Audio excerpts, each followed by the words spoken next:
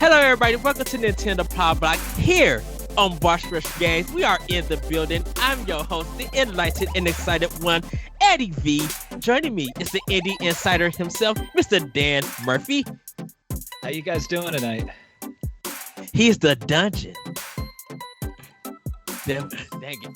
The devastating dungeoneer. I'm sorry. He's the devastating dungeoneer, Mr. Daniel Laxby. David Laxby. Goodness. Oh boy. Hey everybody, happy Monday. I'm sorry, David. I owe you. Oh, it's all good. I owe you a buttermilk biscuit or something. And of course, we got the gallivanting Galatar himself, Mr. Jacob Taylor. Hello, everybody. Welcome to Nintendo Pow Block. We have had a week last week of news. We're not talking about that certain thing that happened. Everybody can talk on Twitter about it. You already know what happened. We're here to talk about all things Nintendo, to have some fun.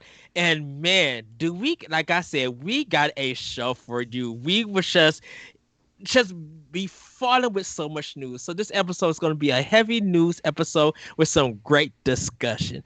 But before we get into that, we're going to do some quick housekeeping. This is episode 228 of Nintendo Pow Block Podcast. Each and every week, we come together to talk about games and everything we love about them with our friends. You can join us live on Monday at 8:30 p.m. Eastern Time on twitch.tv/BossRushGamesLive Live and be a part of the conversation. But if you can't join us live, no big deal. You can head over to youtube.com/BossRushGames and BossRushGames.com to watch the show or listen on your podcast service of choice. Remember to subscribe, follow, rate, and review wherever you consume us. It helps us out on our discoverability, and check us out our family of shows whenever you listen to your podcast. You guys, I cannot wait to get to this segment. I've been so excited to talk to you about some stuff. Everybody, it is time for Snacktendo, and I'm going to start this one. So we have got some Lay's Game Day Chili chips. They are phenomenal. Bomb biggity. They are literally limited only. And they are so good. They kind of remind you of the Fritos chili cheese chips, but they are completely something else. They're only doing it for a limited time. I had two people go out and buy a bag of their own because they love the chips. Like, I was just eating them and I was just like, oh my goodness. If I would have had some rice to go with this, I would have been good to go. It is so, so good. I'm still waiting for the Mountain Dew melon that should be coming in. I know our great friend Austin over at Crossroads has tried it. And he has given us some thoughts, but I can't wait to get some. And then I think I was talking to Jesse. There's a blue raspberry Powerade, and I need to find it so I could drink it. It sounds so good. I love blue raspberry. And I also was drinking a cherry Gatorade, and I just downed that mug with the quickness. But yeah, everybody, if you do find these chips, it is a highly recommend Snacktendo recommendation from me. 5 Yoshi coins out of 5 Yoshi coins to go get this. Like, this is a big snack. Nintendo recommend. Jacob, what have you been snacking on? Oh, don't start with me, man. I haven't really been snacking on anything, man. I've just been nothing. Like, nothing at all. I've just been eating normal meals and everything. Nothing really exciting to report back on for Snacktendo. Well, we got to throw Jacob off the show. Sorry. I know. It was nice. It's nice knowing you. Nice having you. I did order. So G Fuel had a buy one get one at the beginning of the new year, and those tubs finally came in last Friday. So like I've got like Bahama Mama now, which is kind of like a it's like a Bahama Mama alcoholic drink, but for G Fuel, and also peach rings, Sonic featured peach rings, which are like the little peach ring candies if you've ever had those. Yes. Tastes exactly like it. But man, other than that, oh yeah, and thank you, Rebellity. I have kolache. I have kolaches every Sunday. There's a little place that's like a minute away from my house, and I go there every Sunday, and it has gotten to the point where the lady behind the counter knows me and will either have my food ready when I like walk in, or she'll just be like, "Oh, these are on the house. Like, don't worry about it. You want a free donut? Here you go." Like, it's yeah. Yes. So Got it made. yeah, it's very nice. I'm gonna be real sad whenever I move away from this town. Oh. Well, David, what has been on your Nintendo?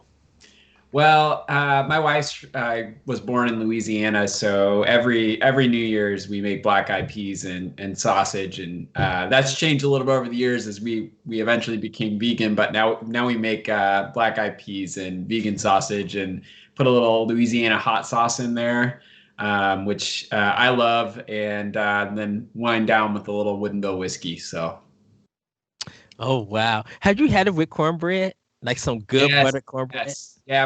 My wife, I learned early on what northern cornbread is, and you don't make northern cornbread. So Oh no, wait, what is northern cornbread? I'm bad interested. cornbread. What? Wait, hold on. Northern cornbread, depending on, are you talking about homemade or boxed? So, well, first of all, boxed cornbread is like that's not allowed. So, there's a lot of cornbread snobbery in this house that I was introduced to. So we'll have to ask Celeste about it, see what she thinks when we say northern cornbread. Oh, okay. I grew up on northern cornbread, and that's the reason I don't like cornbread. So I blame northern cornbread for my pure disdain for cornbread in general. I have tasted some of the soft cornbread. It depends on who make it and stuff, because I know it has a different taste. With northern cornbread, because it's so boxed. A lot of us do boxed cornbread here, so like Jif and some other brands. A lot of people weren't taught like the way the South was, because in the South you're taught a lot of things on how to cook and make like cornbread and stuff. So depending on what family you come from, the cornbread varies and everything. So that's why I was just like, wait, what is the North cornbread? I'm thinking cornbread is just cornbread. I don't care if it's boxed, homemade, or whatever. Just two things.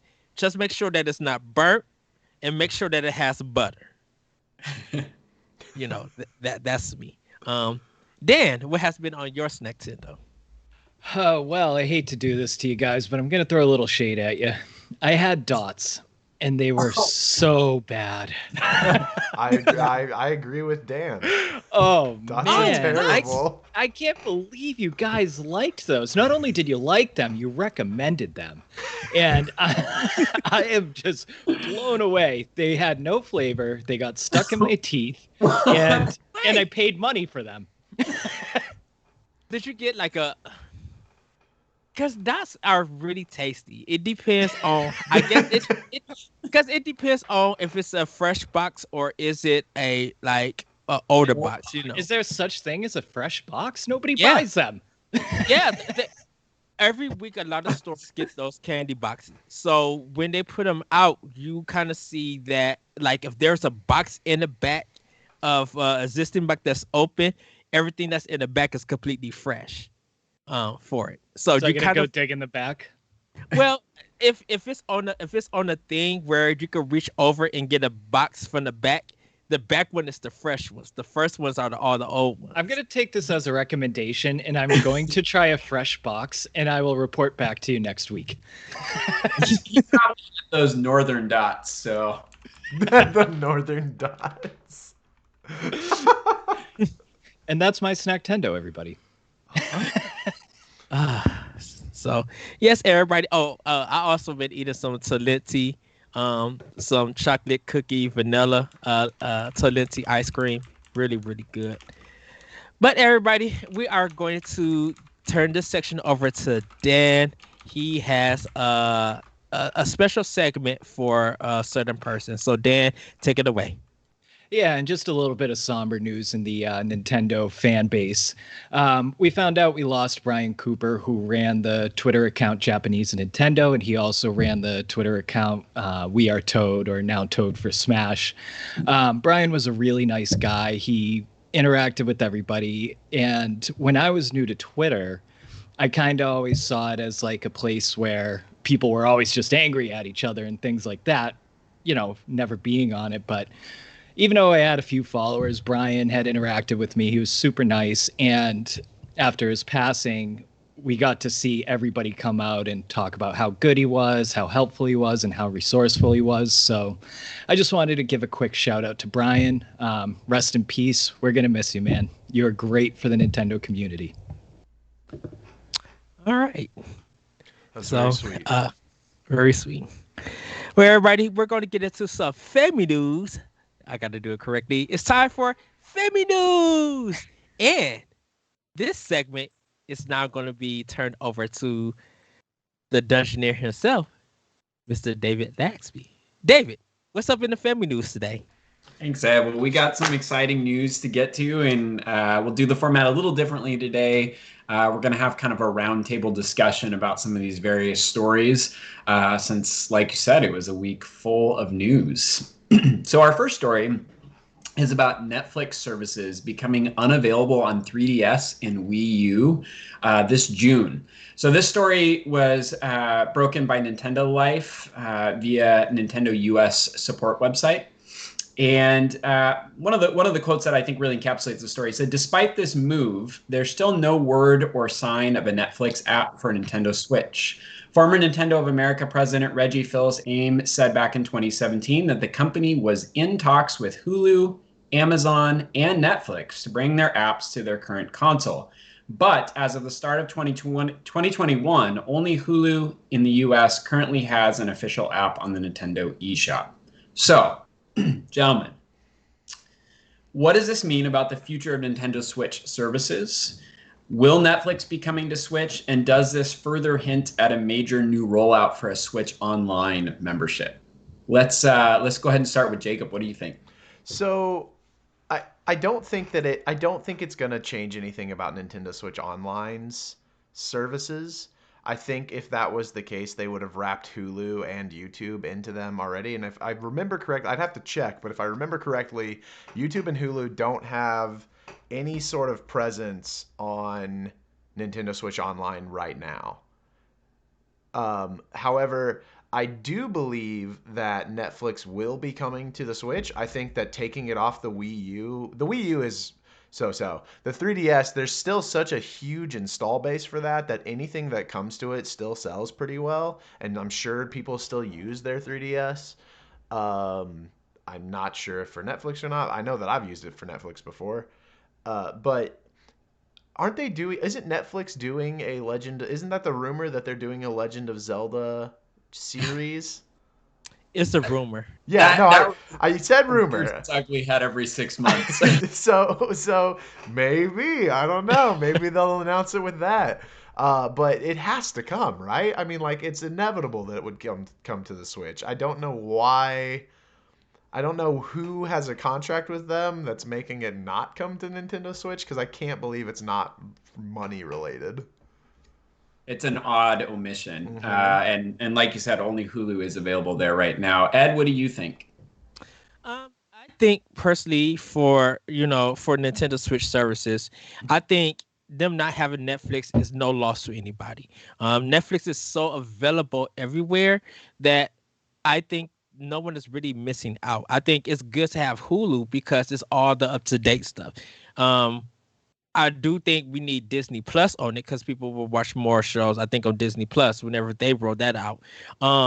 For me personally, with it going on way from 3DS and the Wii U, pretty much people have moved away from them systems. So it's not really viable for them to keep it on there. Even with the Wii, it's not even viable to keep Netflix, even though I feel like, and this may be me, Netflix really became a big thing when it came to Wii.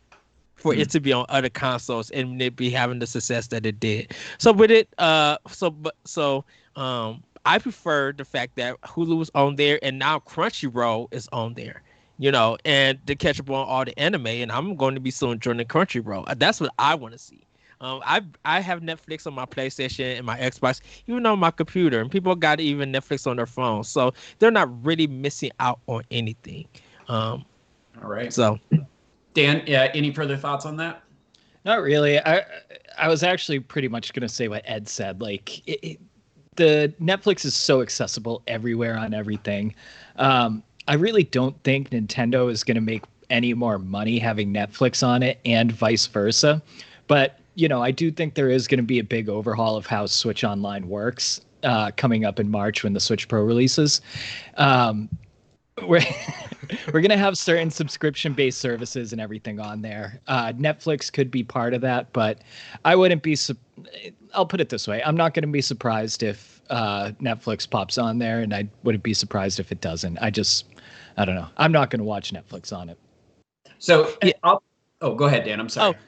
And definitely with Netflix prices rising, some people are kind of like maybe leaving Netflix. Maybe unsubscribing to it because their prices are rising, and some of their shows haven't been hitting. And some of the other shows they've been taking off that people want to see. So if their shows or movies that's on there that they want to see is being removed, some people might end up getting rid of it. So. Well, I'll push back a little bit. I'll keep it brief because there's some other news stories we need to get to. But this week, I actually, for the first time in 11 years of being married, got my wife to buy a Nintendo Switch. And it has been really interesting. I know, right? Animal Crossing and Tetris 99 hooked her in.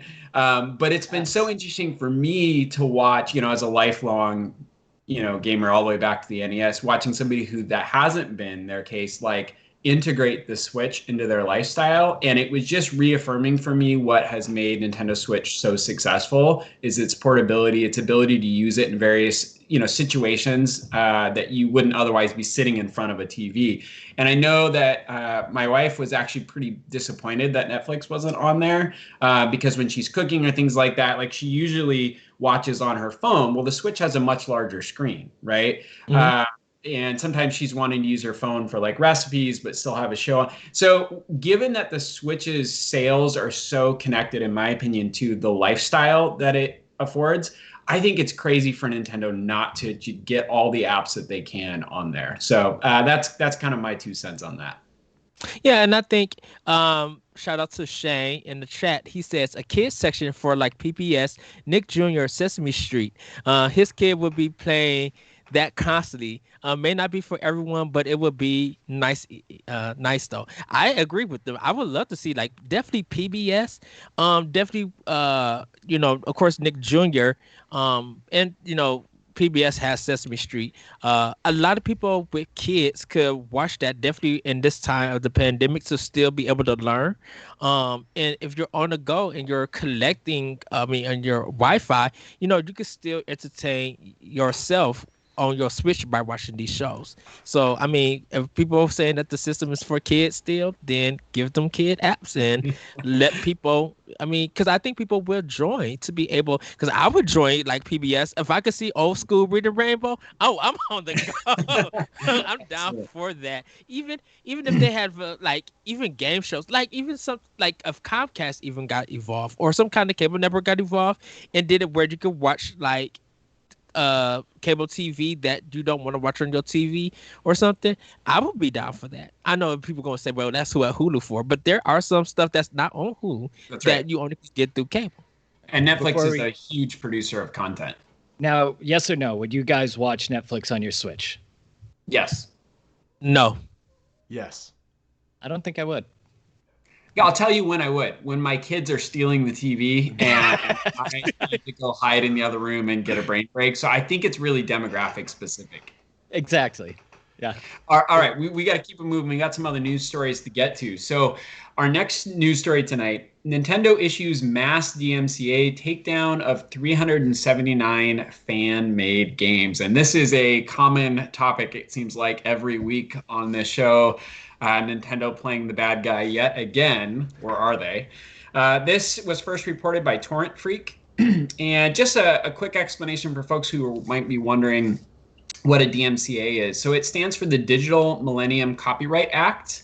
It was put out in 1998. It's a United States copyright law that implements several previous laws into one, and it criminalizes the production and dissemination of technology, devices, or services intended to circumvent measures that control access to copyright. So in other words, it's a catch-all law that helps corporations protect intellectual property. In this case, there was a total of 379 fan-made games that have been removed from the gaming website and hosting service GameJolt after Nintendo of America issued a mass DMCA takedown. While most of the games affected remain entirely unplayable, some, such as a game called Five Nights at Yoshi's, yes, we need to talk about that, has reportedly been re-uploaded with all the advertisements disabled. Its creator says, after looking into it, I believe that there was profit being earned from advertisements on the game page was the reason for the takedown of this game among countless others. So, for our panel, any surprises here? Is this consistent with Nintendo's message all along? Jacob, what do you think? Absolutely, I'm gonna steal in front of you, Ed. Absolutely, it's consistent.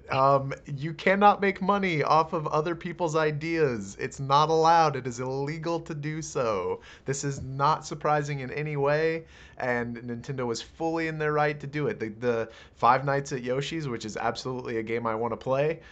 Exactly.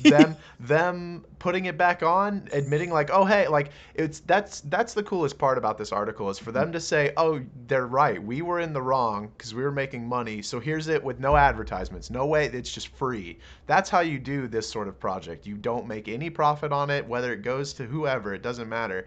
You don't make any profit on it, and it doesn't interfere with anything that Nintendo's doing, and you are free to go. Like, they will not be able to touch you legally. Mm-hmm.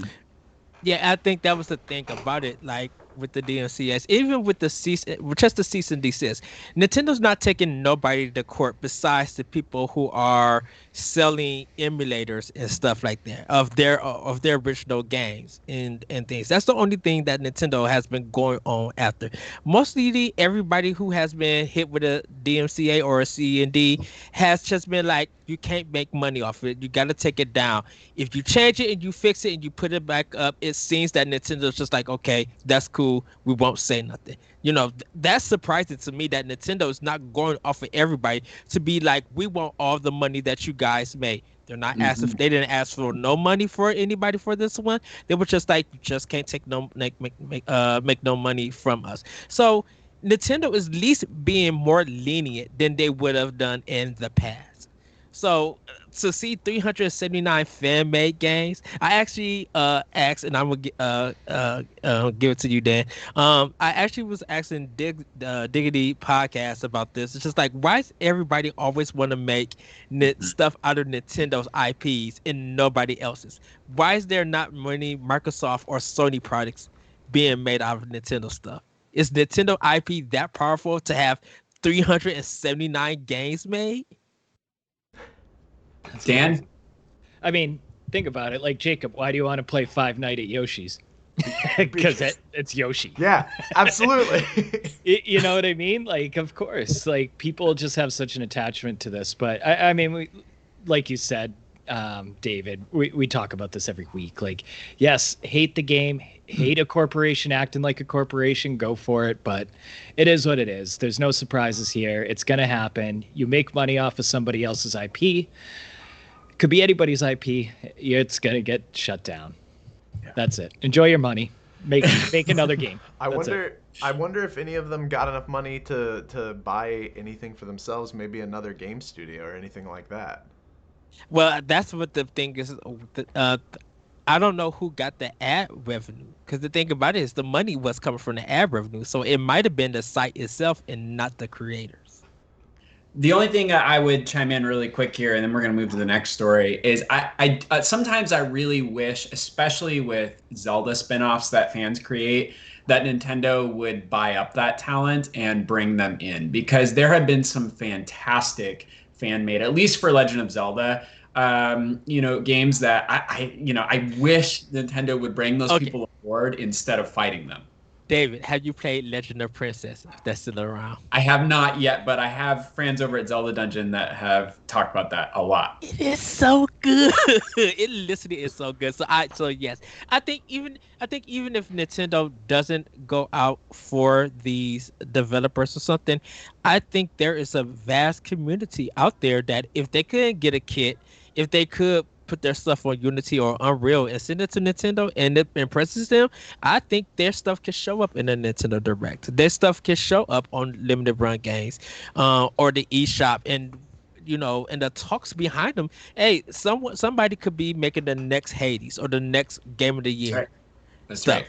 You know, so you don't always need Nintendo. You just need to make your own game and see if you can get it on Nintendo console.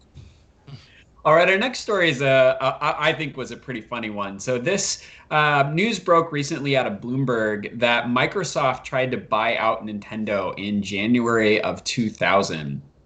So I have a couple quotes from the article I'm going to go ahead and read here, and then I'd love to hear the panel's reaction. So Steve Ballmer, Microsoft's former CEO, made us go to meet with Nintendo or see if they would consider being acquired. Kevin Bacchus, Microsoft's former director of third-party relations for Xbox, said in an oral history on the creation of Xbox. They just laughed their asses off. Like, imagine an hour of somebody just laughing at you. That was kind of how the meeting went. We actually had Nintendo in our building in January 2000 to work through the details of a joint venture where we gave them all the technical specs of the Xbox. Bob McBreen, then head of Xbox business development, told Bloomberg. The pitch was that their hardware stunk, and compared to Sony PlayStation, it did. So the idea was, listen, you're much better at the game portion of it with Mario and all that stuff. Why don't you let us take care of the hardware? But it didn't work out. So, panel, we'll start with you, Dan. At this time, this was the end of the Nintendo 64's lifespan and just before the release of the GameCube. Did Nintendo make the right decision looking back? How would the gaming world be different now had Nintendo agreed to make games for Xbox? This is kind of interesting because when I read the headline, I assumed this was kind of in the early 2010s when the Wii U came out and that flopped. Because at that time, I personally was like, even I thought like Nintendo just needs to make games like Sega. Like their hardware is so bad. Like the GameCube was a lunchbox and 64 had cartridges while everybody else moved on. The Wii was great, but you're not going to do the Wii again. And then the Wii U was such a flop that I really wanted to see like some of my favorite games, like, Mario, Zelda games on all different platforms. Now, at the time of this, like 2000, I mean, it kind of doesn't make sense to me, but it just would have been interesting to see if Nintendo went forward with this, because I think the fact that Nintendo has such limited hardware, they put every game is such a labor of love. Like every game goes over the top with performance. You don't hear people complaining about bugs and things like that with Nintendo games because they're always just so well done. So I think things would have been different, and I actually don't think it would have worked. Ed, what about you? So they made the right decision, because Xbox didn't have nothing to them. Halo, okay, you guys talk about Halo for its multiplayer. You don't talk about a single player or anything like that. The GameCube had so much hit stuff, and even with Nintendo 64, it had, don't forget, Nintendo 64 had analog and how to play a 3D game with that analog stick. Super Mario 3D World, Super Mario 64 is still considered as a classic, as an all-time game. And so with Nintendo work with Microsoft, I don't think those games would perform. Definitely with that big controller, I don't think that Microsoft would have gave them enough time to make games and stuff, because what was Nintendo supposed to do on a Microsoft platform with their games? Just because it's a well-known franchise, they want to just make them slapdash something on it and put it on their system? No. Microsoft needed to build and understand what it is to be in this gaming industry. You don't need Nintendo's help. You guys are a software company and a hardware company. You should be able to learn how to make games and grow the business up for yourself. Nintendo definitely with the GameCube, the Wavebird with this wireless stuff. Like, the GameCube had so much stuff going on for Nintendo, and Nintendo loves to innovate. They don't love to do the same thing over and over like other consoles. They always want to try something different, and there's going to be something that's going to hit a stride, that's going to attach, that's going to make people like their system. So definitely, they really made a great decision, and look at what Microsoft is doing now. I think it's so wonderful that they are on their own, and they're learning, and they're becoming better than ever with what they got going on. So yeah, I think Nintendo made the right decision with just laughing at them and kept them moving. Thank you, Jacob. Any perspective on that as well? How do you think things would be different now? Did they make the right choice? I think they definitely made the right choice. We've all kind of mentioned it a little bit that Nintendo really thrives when they set limitations for themselves or are set with limitations because of the hardware that they've got. They, just as Ed said, they always like to innovate things. They try to make something new every single time they make something, even if it flops. Like, I mean, like the Nintendo Labo, the cardboard thing, that you'd never see that coming out of Microsoft or Sony. Unless Nintendo did it and it was successful, then you would see it. And Exodus, Laurent in chat, on Twitch chat on a live show, just pointed out a good thing that Nintendo would have died as a company. Microsoft is notorious for acquiring companies, having them do like one thing, and then just not letting them do anything else ever again. And it I think it would be really sad for like, think about what that means, right? We don't get the GameCube, but then what's immediately after the GameCube? The Wii. Casual games are gone. The gaming market probably gone because whether or not hardcore gamers like all of us, like everyone here, like the people who buy every single game that comes out, they're the minority. Like we'll get into it later, but like the fact that mobile games are talked about so much proves that casual gamers are way up there, and it never would have been a thing if the Wii didn't come out. Like that totally revitalized that whole aspect of it. So, and I think Microsoft didn't think about the Japanese market like Nintendo does. No, yeah, absolutely. You know, Good point. The thing I would just add in there is I think this speaks to, again, how much other companies fail to understand what Nintendo is all about, right? Nintendo has never cared about graphics. They've always been about gameplay first, and that has set them apart from other companies. And what's funny is because Nintendo is like that, it's the reason we got the dumpster fire of an accessory in the Xbox Kinect. That thing would never have come around if it wasn't for the motion control of the Wii and forcing those other companies then to be innovative, right? And even look now, there's a reason that all these, these other competitors couldn't for the life of them see that the Switch was about to beat them over the head for all of 2020 with sales, because Nintendo has a completely different way of going about it. Yeah, like I said, that innovation. And it's so, like you mentioned with the Kinect, when the PlayStation 3 and the Xbox 360, when that generation was around, I actually worked as an assistant manager for GameStop, and I got to go to PlayStation's press conference for the PlayStation Move, I think that was their motion thing. And just as like a way for me and my other manager that was with me to compare it, we brought the press conference notes from the Nintendo for the Wii.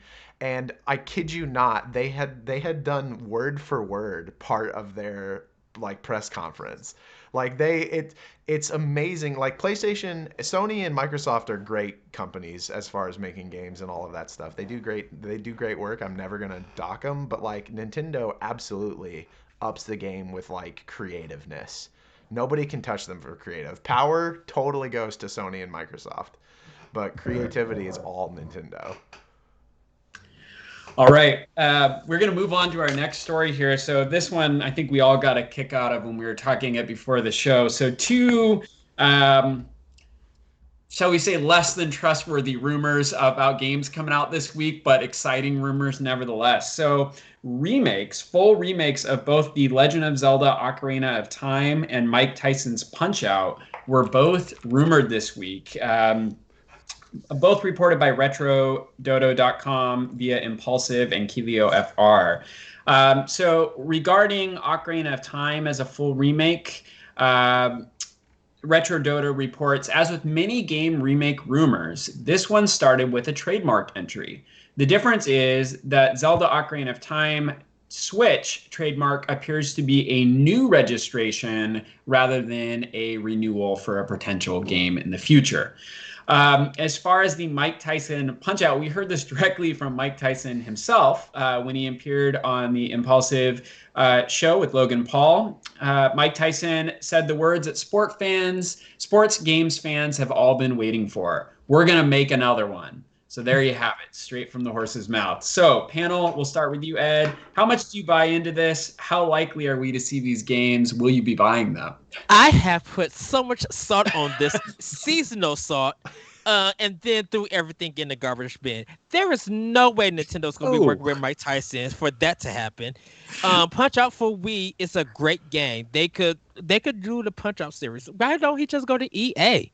Like, go to EA, who have more experience, and I think they would take him and make a boxing game.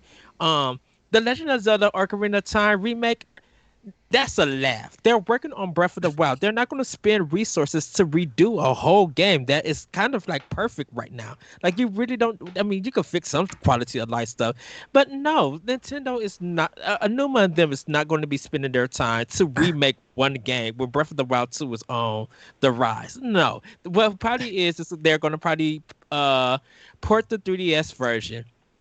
Probably fix some stuff up, probably put in the right screen, maybe update some graphics, and then release it for the 35th for a digital version.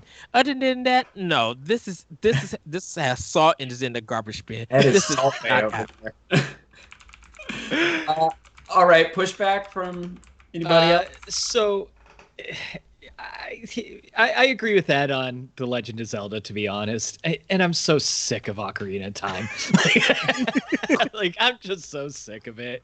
Like, it is one of the best ever, yes, but it's been exploited so much. They're not going to redo the whole damn thing. I mean, The Legend of Zelda is all about making new games, being creative, blah, blah, blah. We're not remaking that. Punch-Out, however, even though it won't have Mike Tyson's name, Nintendo did just acquire Next Level Games, who did make the Punch-Out on Wii. Mm-hmm. So I do see that happening, because that Punch-Out game on Wii was fantastic. It had that feel for the original Nintendo game.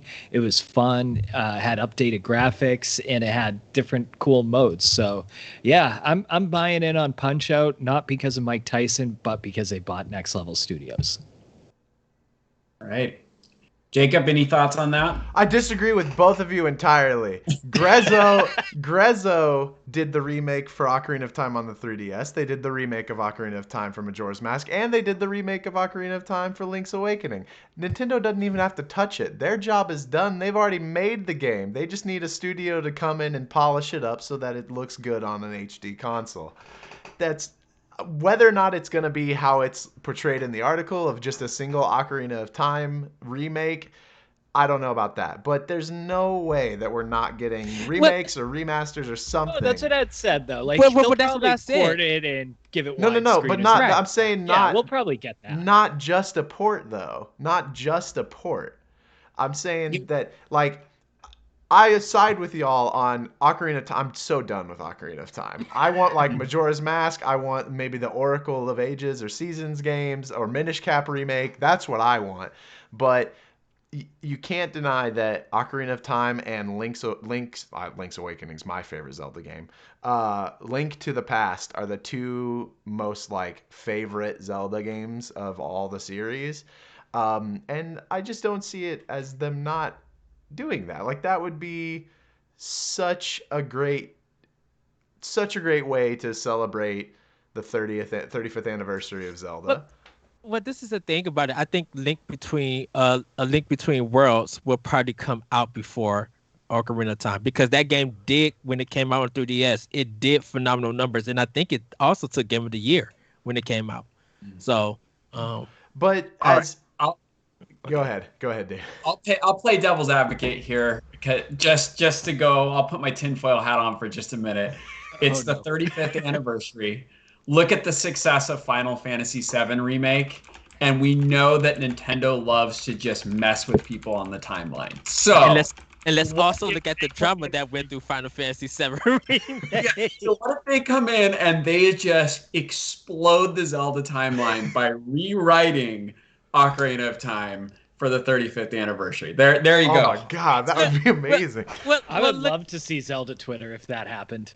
Oh my this is the bad thing about it. I would buy both games on day one. Like, like I could talk all the junk that I want to, but I would definitely be like, oh, there's a collector's edition. Let me pre-order that. All they got to say is now you're ready to hear what happened 100 years ago, and And it'll be great.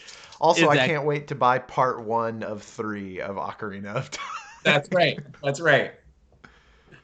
Oh All man. right. Well, we are going to move on to our next story here. So we did just find out about the 10 most tweeted games of the year via Twitter report through Nintendo Life. So going in reverse order, and hopefully I get all these names said correctly. So the 10th most tweeted about game for 2020 is Identity V, which is a first-person horror game. Uh, Apex Legends took in number 9. Number 8, Genshin Impact. Number 7, Knives Out. Number 6, Ensemble Stars. Most tweeted about number 5 is Fortnite. Number 4, Final Fantasy. Number 3, Twisted Wonderland. Number 2, Fate Grand Order. And the number 1 most tweeted about game in 2020 was Animal Crossing. Woo! Dan, we'll start with you again. Any surprises here? How does this affect, or how does this reflect, rather, or undermine our Game of the Year choices with our last broadcast? What do you think? Well, it took the words right out of my mouth. I was just going to say, you know what game wasn't on there? Oh, Age of Calamity.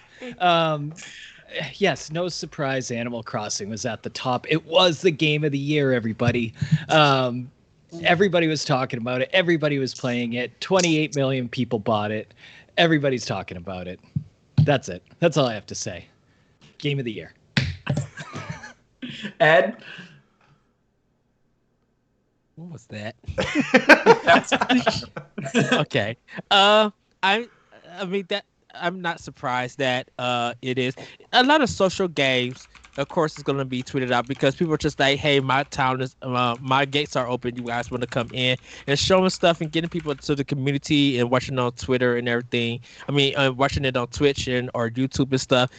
It's such a big social game out there that, of course, people are going to like tweet it out so they could get people to come in and watch their content or join in the fun on with them. So to see that, like to see this list, to see that, of course, The Last of Us was going to make it because of its controversies and it's a single player game. Once people are done with it, they'll move on.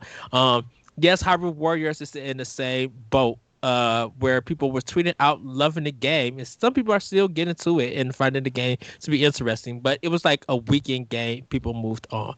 With the Animal Crossing is still being played and it's still going out. We still people that we know are still tweeting out, "Hey, my town is open. You guys want to come in?" Even in our own chat, we still talking about Animal Crossing on Twitter. So I could see how big this is, and I think definitely for 2021, if there's still more content coming on and people are watching the directs, I think Animal Crossing is going to reach more than 2 billion just this year alone. Jacob? So when I saw this, I tweeted out like, "Oh, look at that! The game that won Game of the Year isn't even on this list. Our Game of the Year, the like official Game Awards Game of the Year, it's not even on the list." Final Fantasy VII, I think, was nominated, but like technically that's all of Final Fantasy. But Ed's right. Like the reason Animal Crossing is so huge on this list is because people were every Sunday, minimum every Sunday, the Twitter was going nuts with who has turnips, who's selling turnips, and then every single day after that to sell them. So like, yes, it makes sense as to why Animal Crossing was talked about so much. What matters more to me is that it beat out. So like Fortnite and Apex Legends, those are just two huge games that get talked about all the time. But then all the mobile games, because those get like, that's literally, you were literally on your phone when you are playing those. So tweeting something out about it's super convenient and easy. And it that's what's really impressive, is that other than these games as a service, it sans Final Fantasy, which kind of is because it's got like the MMO game. Animal Crossing was the only actual console game that I'm aware of on that list. So yes, it's funny because it all the other games don't really have a reason to be talked about constantly throughout the year, but man, for it to be number one is just nuts. Well, I'm going to take this moment to plug our spoiler cast for Age of Calamity coming up this Saturday. We will be recording that and sharing it with you soon, so you can find out why Salty Dan is so wrong about Age of Calamity. But I do want to just say also, we can't rule out here when these games came out in 2020. Age of Calamity came out November 20th with basically a month left of the year. So it's not going to be, of course, it's not going to be anywhere close to total tweets, in addition to the fact that Animal Crossing was a social game. So there you have it. And last but not least, David, of course, Animal Crossing with the Switch systems itself, people were talking about that, how they liked it and how people were getting it. And even when it came in stock, people were just like, hey, they got the Animal Crossing Switch at Target and stuff. People were going to get it. So, I mean, Animal Crossing was powerful last year. Yeah, and every time somebody posts a screenshot or a video, it has the caption on it. Everybody sharing their islands and everything. Yeah, I mean, it makes sense as well to just like share your island in that way versus somebody else coming over and seeing it. And also, too, I mean, aside from the controversy from Age of Calamity, there was real pressure to not tweet about it and not spoil the game. So I will be curious if there's DLC that comes out this year, if it shows up in 2021 at all, as most tweeted about. Of course, I have a feeling with all the other announcements this year, there's going to be other things that will show up in there. All right. Well, our last story is also a bit of a long-running conversation around here, but there was some news this week, or maybe faux news, about a possible Switch Pro. So this was first reported by Screen Rant. Datamine Series M claims to have discovered information on the Switch Pro in a recent firmware update for the Nintendo Switch. The data apparently reveals the code name for the new console, Aula, A-U-L-A, along with the information about an improved battery, cooling system, an OLED screen, and 4K graphics via a Realtek chip. So, does this seem like more than mere rumors? If true, what are your impressions about all the alleged improvements? Ed, we'll start with you, since you're the most excited for the March release of Switch Pro. So, it's not happening. I do not believe okay, so the Realtek chip, I don't think they'll be using. I think it may do 2K or 1440p. If it does do 4K, I think they're still going to go with NVIDIA. I kind of want to see what they do with AMD. Me and LaRon was talking about this. I'm like, I wonder if they do decide for their next system, but if they want to still do a Switch Pro, if they went with AMD, what can they bring to the table? But if they still got to do with NVIDIA, then that's fine. To see that, OLED screen, I guess that's okay. The cooling system, I don't think the Switch has been a problem with this cooling system. Like the vent with the heat coming out and everything, my Switch has never been hot or anything when I have it docked, or even when I'm playing on handheld. So if there is any improvements, it may be hard to tell for that. I think the 4K will be, like I said, it'll be okay. But I think it needs to be ready to do Unreal Engine 5. If they're going to do some graphic kind of thing to it. I think if Nintendo's going to really not compete, but complement Sony and Microsoft with PS5 and Series S and X. I think they're going to have to kind of upgrade themselves. That's why I feel like if they were on the level of Xbox One X for a Switch Pro, I would be cool for that. I would be down for that. It coming in May, no, that's not happening.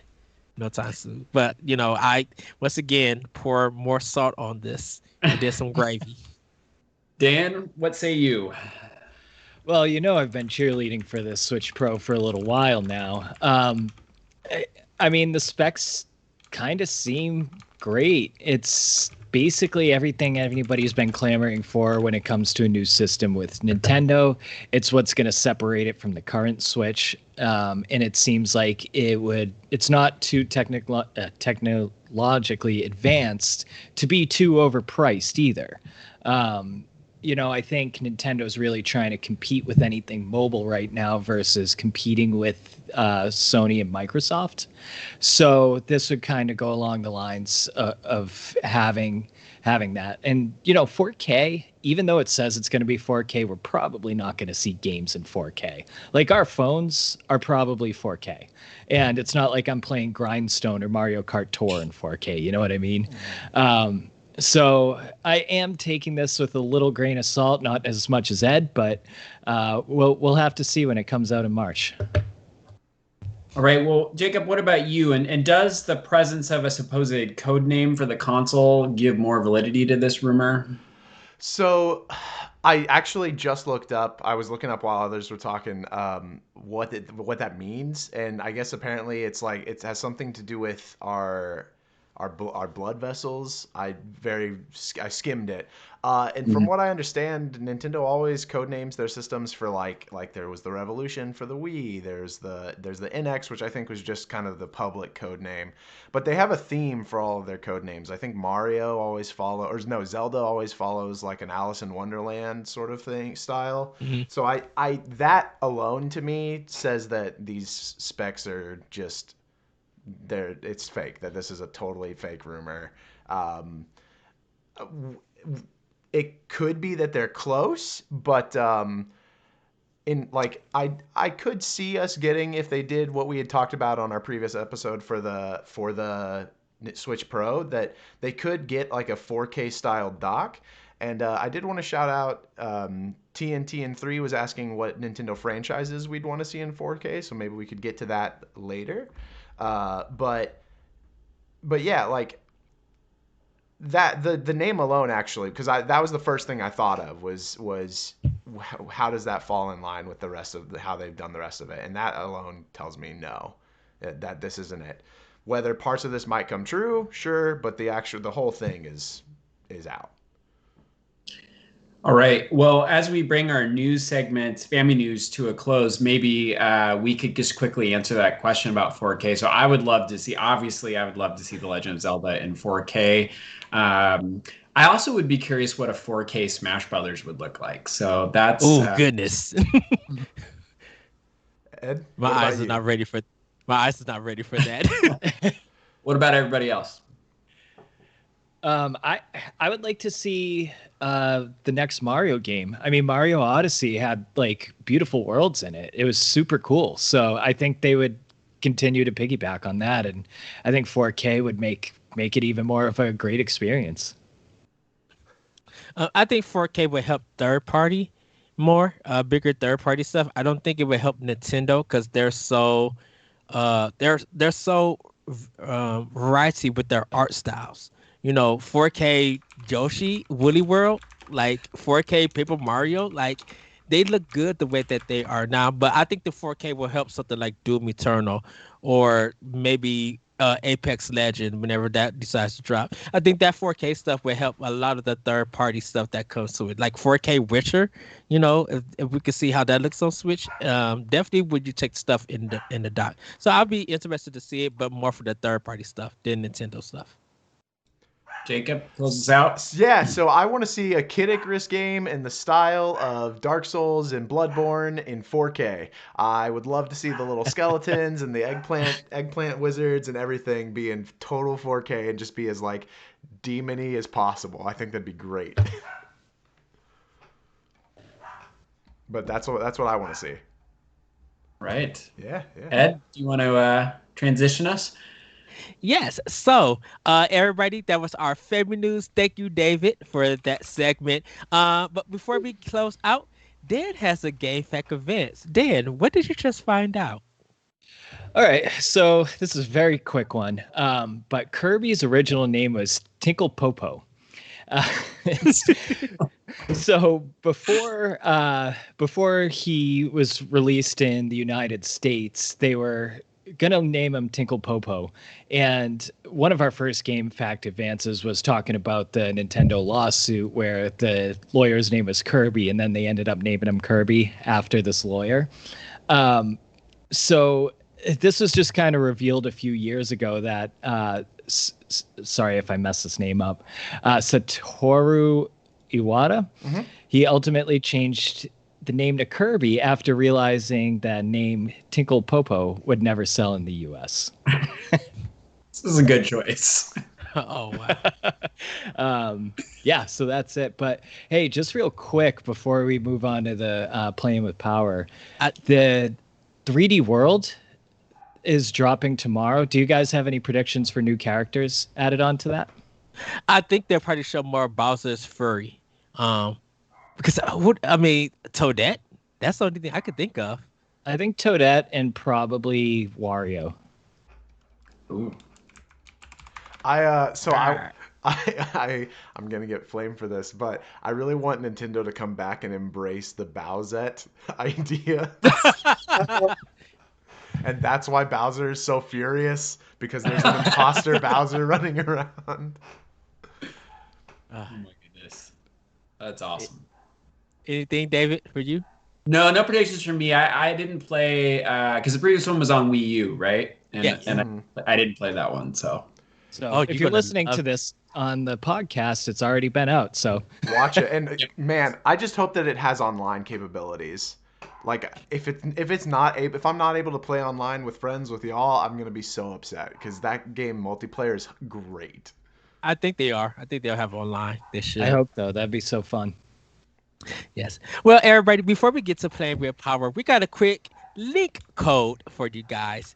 The Monster Hunter demo has dropped. Yes, Monster Hunter Rise has dropped. It crashed the eShop. Everybody was trying to get in it. This is the second time that the eShop, I think, has crashed. Because when Smash when Ryu came to Smash on Wii U, it crashed the eShop. If 3 times it crashed it. I was just like, wow. So we're going to just dive a little bit into this quick link code.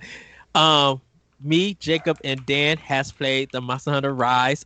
David has kind of took a gander, I should say. Mm-hmm. But you know of it, but you didn't try it out. But you took a gander of this. So we're going to give some quick impressions before we get to playing with power. You guys, I love this game. I love this little demo. I kind of the insect blank is what I'm going to learn. I think the only problem that I have with this one is getting used to the wire bug.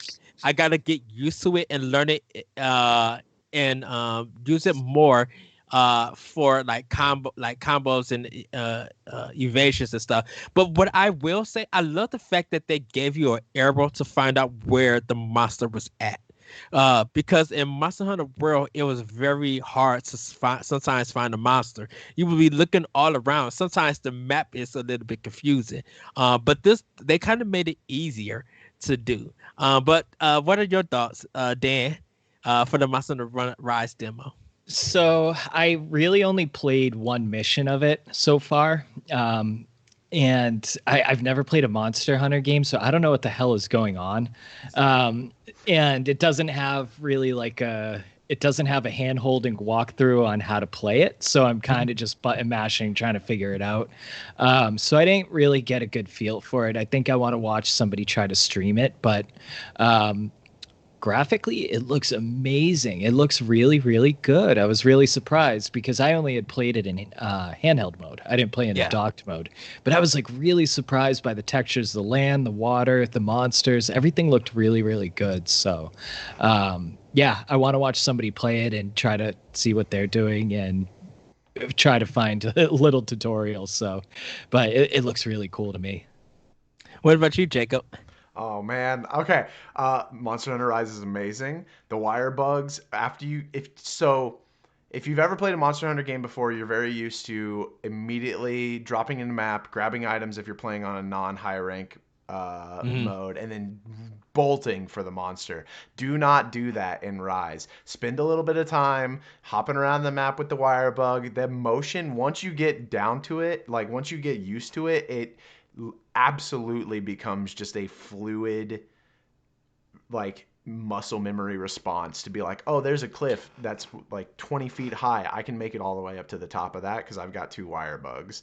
And you can do so much with them in this game. Um, every single weapon has just a like what they did was they kind of took Monster Hunter Generations or like Eastern style Monster Hunter and then Mhm. Monster Hunter World, which is Western style, and mixed them both together to make Rise. They kind of took the best of both worlds from everything. Every single weapon feels just a little bit different. They all have a little bit more to be more a little bit more user friendly. Unfortunately, Dan is correct. Monster Hunter's never been a good game for like if you aren't being Sherpa'd, you kind of are just thrown in and are like, all right, well, good luck.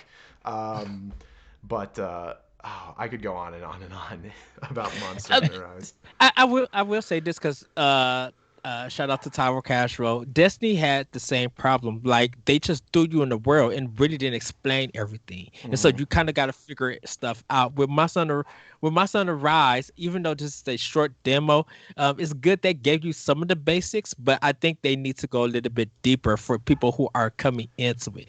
Because I know Capcom was just like, well, we probably had people who played Monster Hunter 4, Monster Generation, Monster Hunter World, so they probably know. I'm like, but if you got new players, definitely who are people who are returning back to Nintendo consoles, getting Switch, and want to pick this game up, they kind of need to. Well, this is more Capcom. They kind of need to explain a little bit more for it. With it. And I think, once they explain it, people grasp it, they'll be like, oh, okay, I got it. That's cool. Any lag problems? I had a little bit of connection issues with one of my friends. But when we actually got linked up and connected and was like working on the monster, we was like having fun. It was really good. Any link connect problems or anything? Like lag problems? I didn't have any lag issues with it. We did have a really funny issue where in order to group up, you have to have a code for the demo to like join your party, and it said that two letters in the code were unable to be used. Like the code was made by Capcom. It's Mm. generated automatically by the game, and it said that it was inappropriate, so you couldn't actually input it. So we had to restart and get a new code. But then. Exodus in chat pointed it out, and I wanted to mention it as well. Is that so? The demos for Monster Hunter kind of expect you to know what you're getting into already, and I Mm. really think they need to get away from that because once you get into the game, there are tutorials on like how to use each weapon, little guides that you can use or do in order to figure it out. And I think they should have put that as one of the missions in here. I do like that they added the wire bug and the monster hunt, the monster riding, which is Yeah, incredibly fun. But that's they fine. they needed that, especially knowing that like this is Monster Hunter Generations is on the Switch, but this is really Capcom's first foray of Monster Hunter into the Switch. Mhm. Generations is just a port. Generations Ultimate was just a port. But they should have done that and expected that and gone into it knowing that people weren't going to fully know what's up because it crashed the eShop. Tons of people downloaded this demo, and there's a good chance a lot of them got put off by it, and It that's was. that's disappointing. Yeah, it was a really confusing thing because it said one like when you watch the direct, it said one thing, but then they said February that Friday, but people were able to get it that Thursday, like early access. It was kind of weird on how they did it. I will say, the part where they show in the direct that you will have this monster that you could go and practice on, that might be the thing that people will learn and grab onto when the game comes out because I think that's going to be a bigger breakdown on what everything do. I think They just wanted to give an idea of this is the idea that we're going for. So whether you knew or not, just like this is the new element that's to it.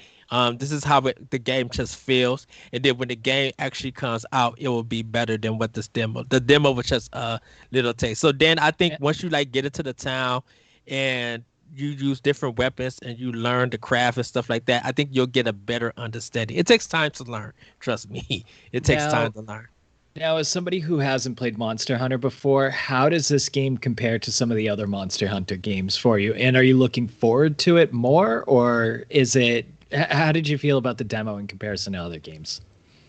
I felt the demo was really good. I felt that, like I said, showing you where the monster was at to get to fight was really good. Giving a little idea about the wire things. I think they should have did a little bit more with the wire, but I think once you fool, like you said, Jacob, once you fool around with it, you'll get more of a feel to it. I thought the demo was really good. It let me know that I have a good purchase coming my way. And I hopefully when the game releases that, everybody is playing it and we all have fun with it. So I think they did a good job. There could have been some more to explain it to newcomers, but that's the only problem that I really had. Which just did not being explained to some new people, because I was getting stuff and I was learning it, and I love taking down the monsters and capturing the other beasts and fighting that monster with it. It was pretty good. So yeah, I enjoyed it. I also enjoyed it. I was already looking forward to it because I buy every single Monster Hunter game, but it World kind of put me off a little bit. I played a lot of it, but World on the Xbox One and the PS4 and PC now is definitely more accessible, and I like kind of the difficulty of Monster Hunter. But like I said, they brought in a bunch of stuff from that and from the old style games like Generations Ultimate. And this game absolutely fixes all of the problems from both of them, in my opinion. It makes it a lot easier to be excited to go on a hunt with your friends. Yeah. So. Well, everybody, that was our link code. We are unplugging it now because we are at our final section, playing with power. David, what have you been playing with power? Because what you guys did to me Saturday night was, or was it Friday night? And I'm going to let David talk. It was something. Wait. Which thing on Friday night? When he reported a was dead it body Saturday and got night? tossed off the ship. Yeah, of course. Okay, yeah, my days are playing together. I was like, hold on a minute. I'm telling a story. I got to know which. Of course. Yeah. I hit the floor on that one. That was so funny. I couldn't stop laughing. Yeah, we had kind of like a mini Pow Block Among Us party, and I was convinced that Ed was being suspicious. He was lurking around corners, kind of standing at the wall, like not really doing tasks. And I was like, okay, it's clearly Ed. Like he's so obviously the imposter. So I got on chat and I like pounded it out on the keys. Like it's clearly Ed. Like vote Ed. Ed gets tossed, and of course, he wasn't the imposter. And when we found out why, Ed, I said, Ed, why were you standing around? Well, I don't know how to play. I'm new. So poor Ed, he was the victim of just trying hard and a new experience. And I literally just pictured Dan in tears, like beet red, just cracking up. Oh, I was dying. It was so funny. Yeah, I'm sorry, Ed. I was genuinely shocked when it said you weren't an imposter. So. Yeah, because I've never played Among Us, but I got it because I know Dan wanted to play it. And other people, plus it was only like $5, so I was just like, yeah, I'll pick it up. And I'm like, I know this is a community game that people play, so I'll hop on Switch and give it a try. And it was fun. I didn't know that I had to do tasks or anything. I literally just thought you had to work. Ed, like that's the whole.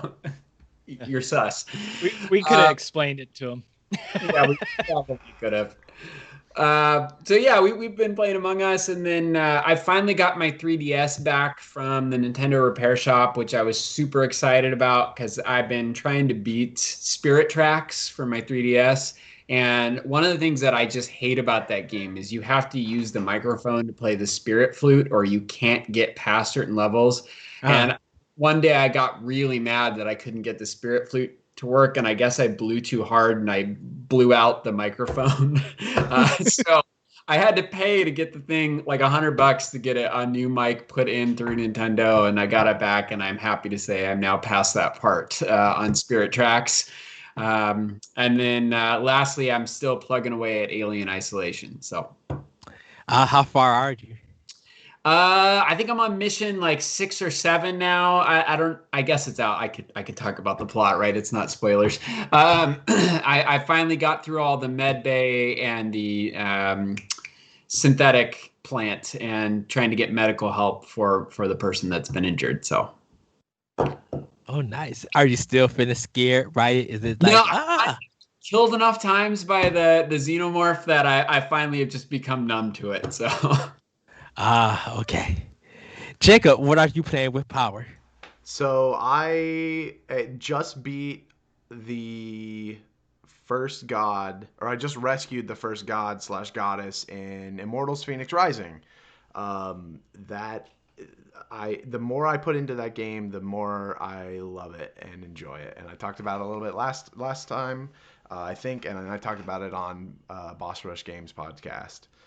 I've also played Among Us. I didn't play with y'all gents. Unfortunately, y'all announced that y'all were playing right when I was doing my community game night stream. But man, I'm not surprised at all that y'all had such a blast with that, because that game really is hilarious no matter how often you play it.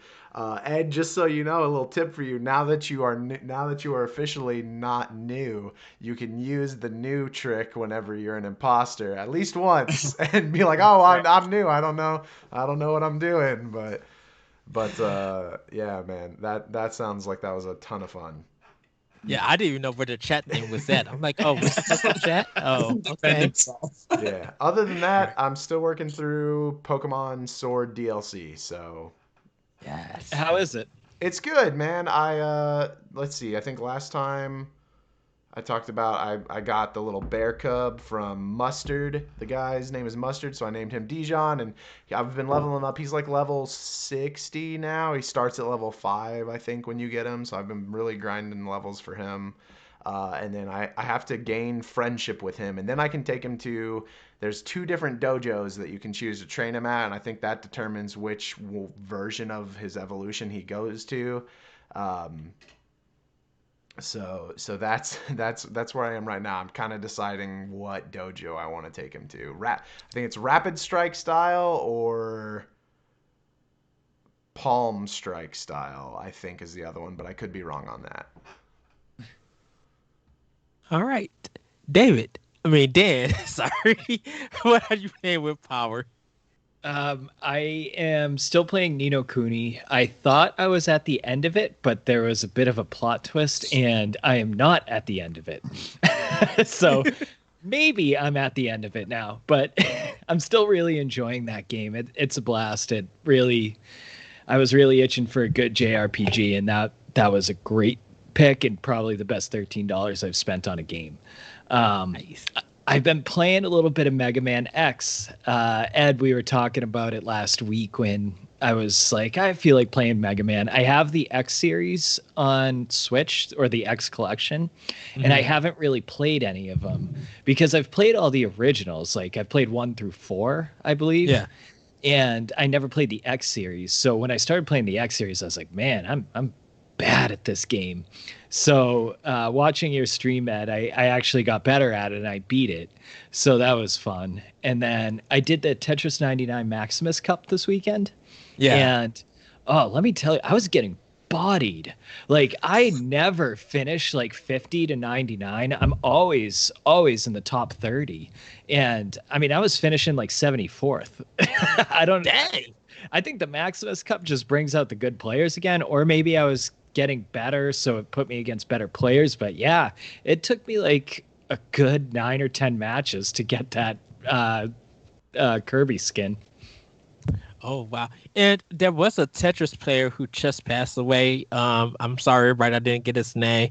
But he was. They said he was a really nice player. People knew him. He was really good at Tetris, but he had passed away. I got to find out what the name is. Uh, but yeah. Anything else there? No, just those three for me. Ed, Okay. what have you been playing with Power? I have been playing Paper Mario: The Origami King. I love this game. It is still my personal game of the year. I know I threw everybody off on last Power Block. If you not have why not watch the episode, do watch it and you'll Still see makes why. no sense. It's I got in Bowser's Castle, and I seen the paper and the origami going at it. I paused the game, took the picture, posted on my Twitter account, and just full out laughed for a good minute. It was so funny. It literally, I was just like, "What is this craziness going on?" It was. It was just so good. Even the way that it just came in and the origami was just eating and talking and fooling around. I was just like, what is this nonsense? And then just Mario getting stunk and all the bosses midlings come in. It literally was funny. I cracked up. And then I got to fight the scissors boss, and I actually died because That boss fight was real tough. I had a it hard time with that one. it was. Right. I figured it out because I ended up turning it getting out and then coming back in. I realized that I had broken the case and unleashed the scissors. And so when I tried to jump on it, it went up and it cut me in half. It went red and black. It literally it looked like a Persona screen, like Persona 5 screen. It looked like one of that. And I'm like, oh wow. So I figured it out and I was just like, okay, this is easy to do. The snake hand that had your partner with it with Olivia, I had to think about that one. I'm like, oh, okay, I need to be here. I need to do this. That fight was a little bit more difficult than the scissor one. But I ended up beating it and stuff. So I'm close to the end. There's still little things that I gotta do before I get to the last part. But I am enjoying it. I am going to finish this game. I'm getting pushed towards Xenoblade Chronicles 2. To finish. Yes. Oh my god, I love that game. Yes. So I'm probably going to be juggling a lot of RPGs, Xenoblade Chronicles 2, Fire Emblem 3 Houses. I do have Immortals, but I haven't started it yet for it because I am working my way through Final Fantasy 7 Remake, trying to get through that and Cyberpunk. But like for Switch, I think I'm going to jump back into Xenoblade Chronicles 2 because I have that game, and I think I just need to grind a little bit and then go forward with the story. Because man, Have you started it? Xenoblade Chronicles 2? Yeah. Yeah, I started it when it first came out. I brought it. I got to a point Gotcha. where, yeah, I got to a point where I lost direction. Like it wasn't telling me where to go. Like it was very weird. Like it's like a desert town kind of with a factory that's on the other side and stuff. So I'm around that area. Oh, But you're I at figured, like one of the first areas then. um Right after you get Gramps back. no, I haven't gotten back yet. Oh I yeah, think- you're way at the beginning then. Well, actually, I'm gotta be at the midsection because I fought because I have the other sword for Xenoblade. The other girl. I have that. Yeah. Yeah. It's this desert town that that has like this big factory like in the back and stuff. Yeah. It's Yeah. it's like where Morag lives. Yeah, so I gotta work through all of that stuff and everything. So I think I just gotta like grind more, and finish it out. Cause I'm trying to get done with all my first party Nintendo games, and I got maybe a little of them done. But there's some more because I want to do those three, and I want to jump into Sushi Strikers for Switch. I want to get that done. So what Ed's saying is check back in like October, Dan. Well, I know I'm not putting any stock into him playing Xenoblade 2. Well, I told around I started Transistor and Bionic Commando Rearmed on PC, and I'm going to be jumping into the DLC for Zelda. I'm prepared for that.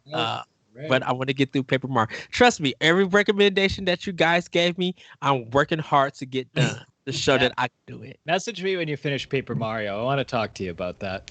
Well, shoot, we still got to talk about Final Fantasy VII because... Oh, yeah. I'm always open to talking about Final Fantasy VII Remake. I love that game. This game. Yeah. So... Are you at the tower yet? No, I'm getting to the wall market. Gotcha. So I'm right there. think I'm halfway done with it, or close to the end. About halfway.